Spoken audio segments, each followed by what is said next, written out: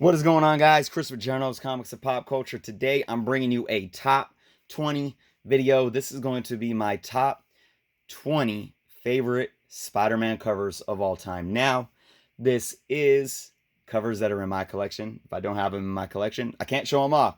So, unfortunately, I don't have a few in here that I probably would if I had them in my personal collection, but regardless, I have a hefty amount of Spider-Man books to pick from, and I went through them all, and I have most of the Spider-Man runs completed, except for obviously Amazing Spider-Man Volume 1, missing a lot of the earlier ones. But with that said, I think you guys should be excited about the picks that I have here. So, top 20, let's get going. Now, again, these aren't necessarily the top 20 most famous or anything like that. These are my choices for various reasons, and I'll explain as we go along. But let's go ahead and show out the first book here, guys. So, coming in at number 20, get that glare off there for you guys. Coming in at number 20 is Spider-Man number 112. Now, this is a John Romita Sr. cover, and many of you may already know that John Romita Sr. is probably one of my favorite artists of all time, and I have this in my top 20 because of his art, and also it was one of the earlier frame covers that Marvel did in the early Bronze Age. And for many of you that already know, you know that I really enjoy the frame covers. So out of all the frame covers for the Amazing Spider-Man run, this was my favorite. Therefore, it is in my top 20. So that is number 20. And yes, these are in specific order. All right. Coming at number 19, ironically, number 19 of Amazing Spider-Man Annual. This is a Romita Sr. cover, but finishings were done by Mary Wilshire. So it has a little bit of a different feel, but you could still tell that it's Romita Sr. And the reason I picked this on my top 20 is because a few things. One, of course, it's John Romita Sr. Two, I love his Mary Jane. His Mary Jane, to me, is the epitome of Mary Jane. It's that simple. I love how he drew her. And lastly, just seeing her in the Spider-Man costume and pulling up her jacket, obviously kind of like, Superman used to do. It's extremely empowering to the character, and I love seeing Mary Jane in this light. I think this is the first time we really saw her in this light. Obviously, we've had, Renew Your Vows and multiple different dimensions from the multiverse where Mary Jane has powers. In Spider Island, she got powers for a minute. So we've seen that a lot after this, but this was a very good portrayal of just seeing her kind of like, I'm the superhero in this issue type of a thing. All right, number 18. Web of Spider-Man, number 1. Charles Vess art. Iconic run in the 80s. This was a book that I had early on as a kid. And as an artist, I love the art. Love the black suit, obviously. The black suit had not been out for, I don't think, more than a year at this point. And just the art style I love. I don't know, but I'm gonna assume that there's some watercolor usage in here, but you can really see like the thick inking done, and it really makes it pop. It's a very unique feel in this cover, and I just think it's iconic, being the number 1 issue of a really amazing run. And I really enjoy it, and it has obviously nostalgic factors for me too as a kid. All right, number 17. Amazing Spider-Man 98. To me, this cover it's extremely clean, and Gil Kane art. And, this is one of the earlier Gil Kane covers that he did on Amazing Spider-Man. And I just think, I know Gil Kane was already an established artist and was amazing, but I think he really took kind of the vibe and the style that Romita Sr. was doing and kept that alive, but in his own way as well. And he made some obviously outstanding covers for Spider-Man as well. And it's so clean. It's iconic Goblin, and it just appeals to me. You know, very, very classic. Um, yeah, what more can I say? And of course, it's the infamous drug issue. All right, coming in at number 16, some more recent modern books. This is J. Scott Campbell. I really enjoy J. Scott Campbell, I do. Although at the same time, I will say that I feel he is overrated. But I think he was doing some awesome work during this period with Spider-Man. This is Amazing Spider-Man number 606. Oh, just so everyone knows too, I didn't do any variants. There is no variants, do not count for this. This is official run covers, okay? But I really enjoy Black Cat, probably one of my favorite Marvel characters, and the way J. Scott Campbell draws the Black Cat for the most part, except for some of his more recent stuff, I really like. I don't really like his Mary Jane. Even this Mary Jane in the background, you know, that standard little rosy nose that he does, that he's getting carried away with even more now. I don't really like that, but overall, I think this is an extremely iconic cover for me. I mean, obviously, it's, you know, this is like a $40 book at least, I think, at this point. But I had to put this one on the list. I grabbed this off the shelf when it came out, and I just remember the first time I walked into the store, seeing it, and I was like, I mean, I was collecting Amazing Spider-Man anyways, but I was loving this cover for sure. All right, next up, number 15 on the list, we got Spider-Man, number 17 of the Todd McFarlane run.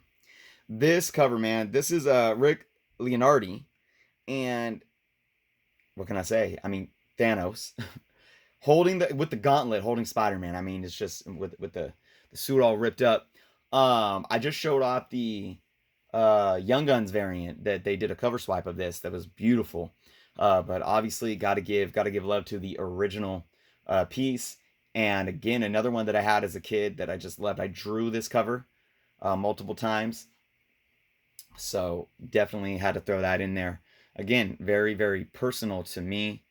At the same time, I mean, how much more powerful and villainous can you draw Thanos? I mean, it's so on point. All right. Next on the list is number 14, Alex Ross, one of my favorite modern artists. And this isn't a key book or anything special. This is not the last run, but the one before that. I don't know, volume 4, I think. So this issue came out in what, 2017, somewhere around there. And he did all the covers for this run. Love Alex Ross, but this book, for his work on Spider-Man, spoke to me so much because, for one, I love Cloak and Dagger, and just the way he captures lighting is breathtaking. And I love how Cloak is like lit up from Dagger, from her, you know, blinding white light, but yet she is in the shadow. And just her, the expression on her face, and then how the spears or the daggers are in motion, just brilliant. I mean, look at the expression on her face, and Alex Ross does this so well. I mean, and it's just all the colors in the background. I mean, this guy, you know, this is what I'm talking about. You know, I am a very nostalgic person and very old school, but how can you not love some of this modern artwork? It's blows my mind what they do. Somebody left a comment on one of my videos recently about art, not knocking them, you know, everyone's personal opinion. I respected his comment, but he was like, "It's cheating. I love old stuff." I'm like, "Yeah, I feel you. I love old stuff too, but using Photoshop is not cheating." Like, as an artist, I watch some of these people and what it takes to actually, and I don't know how much for Alex Ross is Photoshop, because he paints his stuff, but a lot of it is, you know, especially the coloring is done in Photoshop these days, and but that's an art form in itself, guys. It really is, and it's unbelievable how they do it. Just like graphic design in movies, you know, it's crazy, and how many hours and how much people it takes. But Yeah. All right, guys. 13 on the list. Another just classic John Romita Sr. cover. This is a very iconic cover, obviously. Not just one of my favorites. The story where Peter Parker finally told everyone that he was Spider-Man. Nobody believed him. So that didn't stick, pun intended. But yeah, I mean, it has all of his, all the main supporting cast with Spider-Man hovering down, you know, unmasking. Awesome book. Awesome cover. All right.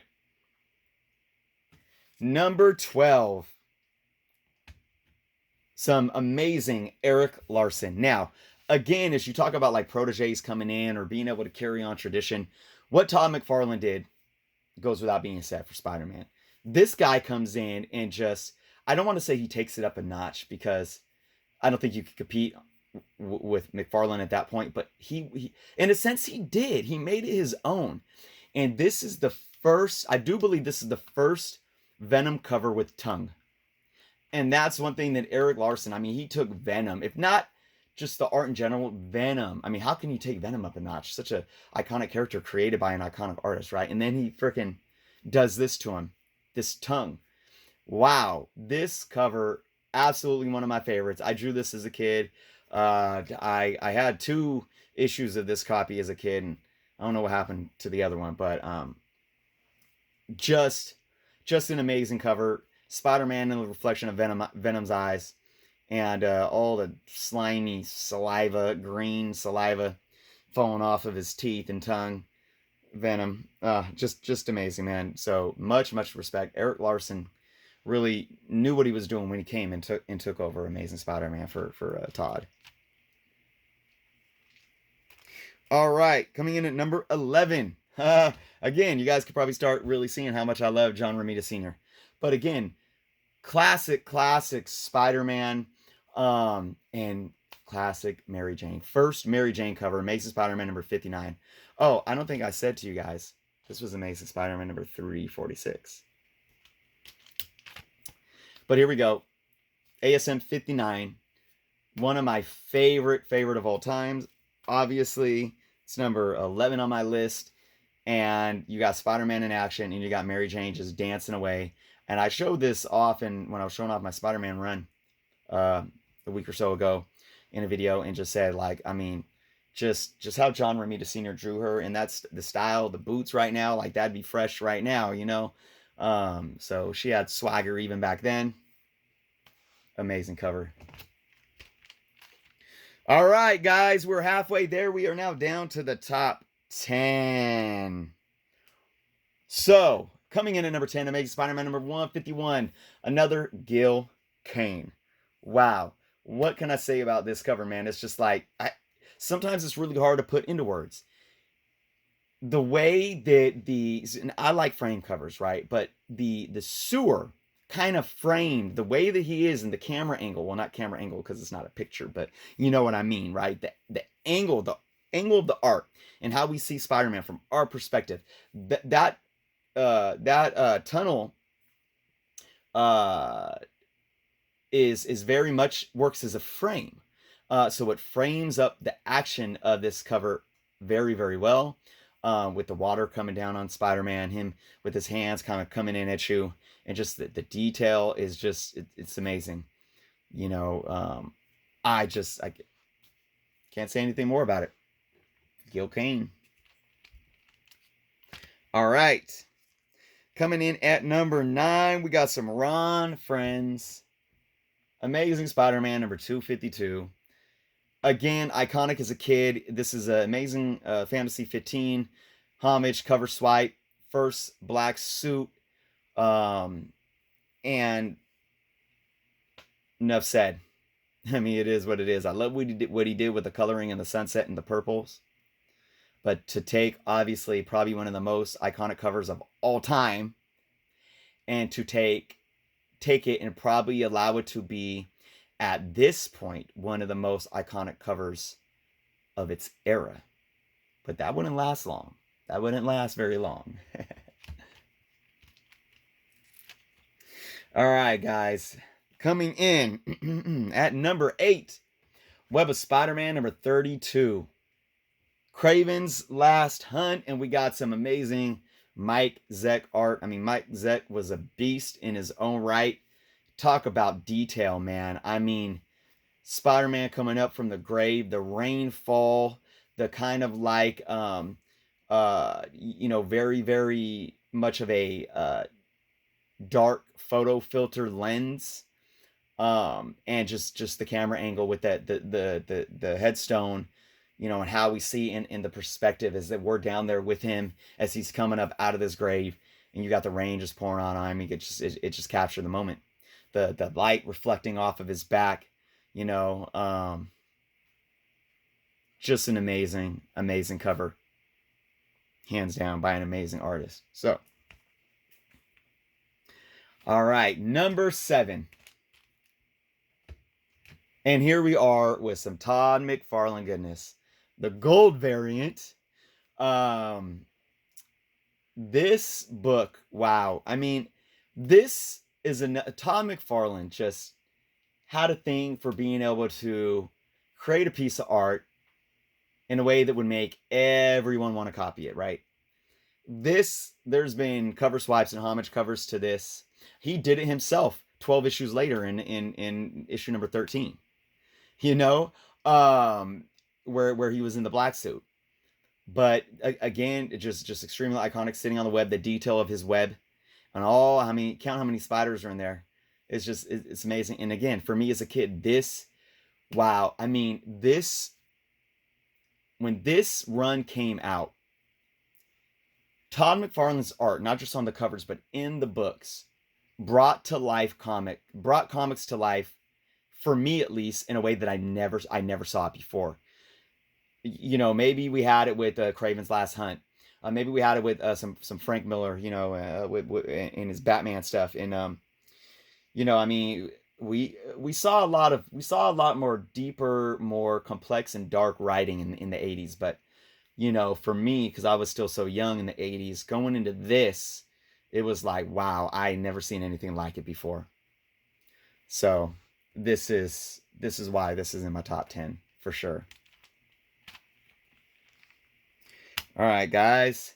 Number 6. What would a top 20 be, or even a top 10 without some Ditko?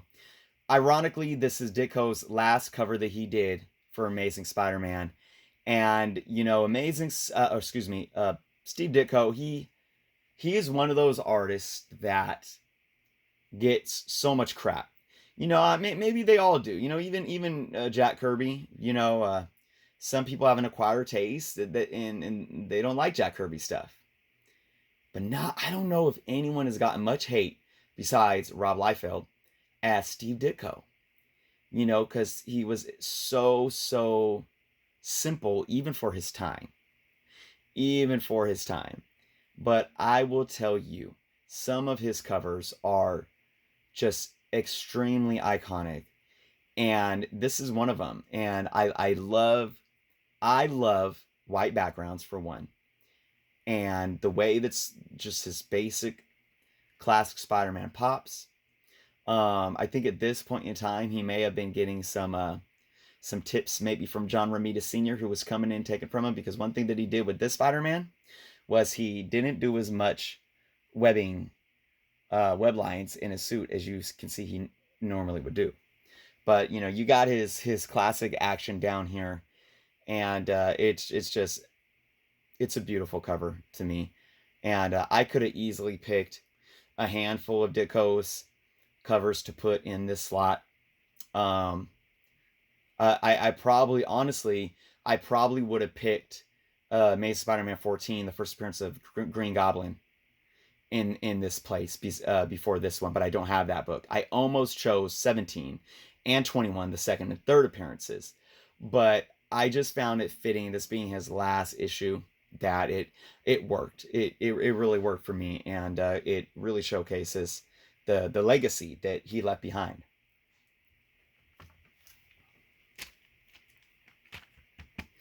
All right, guys, now my top 5 Spider-Man covers of all time.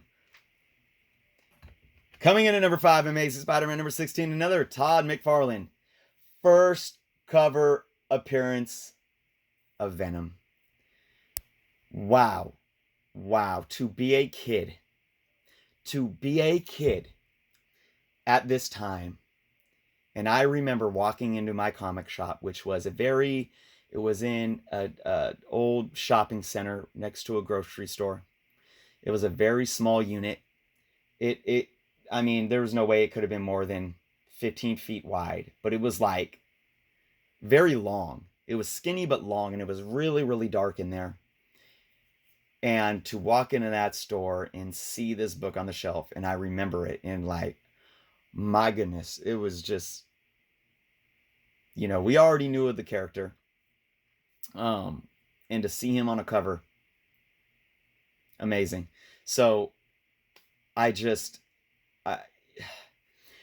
McFarlane, again, his way of drawing, I think, is so unique to this day. The action in this photo with the blood, Spider-Man being vulnerable. And one thing, and as an artist, I see this, but this is very simple. The lines in the background and what that does to make the action of the book actually pop. Very, very simple technique, but does volumes for the totality of the cover. So there is my number 5, first Venom cover. All right, coming in at number 4, I had a poster of it on my wall before I ever owned the book. Amazing Spider-Man number 122, Death of Gwen Stacy, John Romita Sr., and probably one of the greatest storylines ever. Jerry Conway, one of my favorite writers, comic book writers of all time. And just the most vulnerable we've seen one of our main superheroes ever. And, I mean, it's iconic. It is what it is for all those reasons. And it's hard to deny this to be in a top 5. The action, the classic Goblin, Spider-Man with Gwen in his arms. And, I think, we have a lot of covers where, I know Spider-Man's kind of standing there in the background, a Goblin coming in, flying in, where in a lot of these covers we see the individual standing there in the main frame of the shot holding the body. Shoot, I think I have one right here that I could show you. Yep, here we go. Death of Supergirl. We have Death of Professor X, where Cyclops is holding him, same type of thing. So many of those, but this may have really started that craze, at least at this point in time, for us to see so many more of those in the later Bronze Age and Copper Age of books. So there it is, guys. My number 4. And we are winding down to the top 3.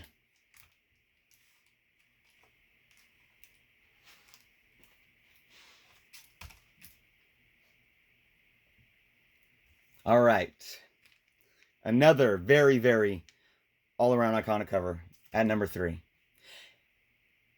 Amazing Spider-Man number 39. And again, John Romita Sr. So, this is John Romita's first Spider-Man artwork. And, ironically, I showed 38, the last Steve Ditko. Here's 39, the first John Romita Sr. And again, just what more can I say about than just how classic this was? The first time we saw John Romita bring his style in. One thing that he did was he took the child of Steve Ditko with his Green Goblin, and just really, you want to talk about taking it up a notch. John Romita Sr. made the what's the word I'm looking for? It's almost like his own. He brought that insanity of the character out in his look even more. And like I said, you had artists that come in afterwards and kind of really take that formula and how they drew these characters. So obviously, again, here's Spider-Man being vulnerable. Green Goblin, he's at his mercy. And this was the beginning of a new era. And this is my number 3. This is one of my favorite all-time books in my collection, hands down. All right, guys, at number 2, I'm kind of cheating here. But I had to. I do not have this book yet. Amazing Spider-Man number 129, but since I have the Marvel Milestone Edition, why not? Talk about another cover that's been homaged and cover swiped and just redone. Gil Kane really did it. I mean, you can arguably put this in maybe not just the top 5 Amazing Spider-Man or Spider-Man covers of all time, but maybe the top 5 is for sure top 10 comic book covers of all time. Just of all time, out of any comic book covers. This was just, one, he's introducing an iconic character. One that he was so unique to the time, so ahead of his time. And then just the simple yellow background with Spider-Man and the bullseye falling off of the roof with Punisher just, shooting. Oh man, this cover is just it leaves me speechless. I love frames, and I also love circles. Anytime that you utilize a circle like that on a cover, it just it does something to it. I talk about pop a lot. And pop doesn't need to be done with modern art or drowning out what's really going on with the whole crazy background or anything. Super simple, yet what it's trying to do and what it's trying to say is right there in your face. Gil Kane did his thing. Number 2 on my list. And like I said, I would probably put it in my top 5 comic book covers of all time. All right, guys. Are we ready? Brrr, drum roll. My number 1 Spider-Man cover of all time is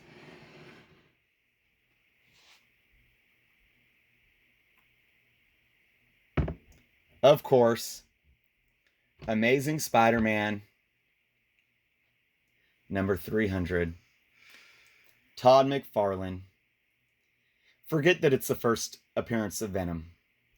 That does not matter. Because this cover, in my opinion, besides Action Comics number 1, and people might argue with me, this is the most, second to Action Comics number 1, this is the most iconic cover of all time. And I know it's newer. I know it's only been around for 30 plus years. 32 years, whatever. But I'm telling you guys, I don't know if I've seen a cover homaged and swiped as much as I have this cover. This cover is so, and again, you talk about making things pop and making things work in simplicity. He does have a skyline back there that just looks freaking amazing and stunning, even in a monotone, brown color, right? And then you have the red and black, or the brick. It's kind of a brick color. The brick 300 all over the back with a black background. And there's just Spider-Man swinging through, and he's popping out of that circle. And here's the thing that's beautiful. This works as an opening because we know Spider-Man swinging through the city that we see back here, but then just to have his foot slightly pop out, right? Just to have this web go above the background, and same with the slight fingers of his hands and the web up there. That is what constitutes is just amazing pop, because it really forces you to see Spider-Man as popping through the page of this book, or the cover of this book, from this world behind him off the page.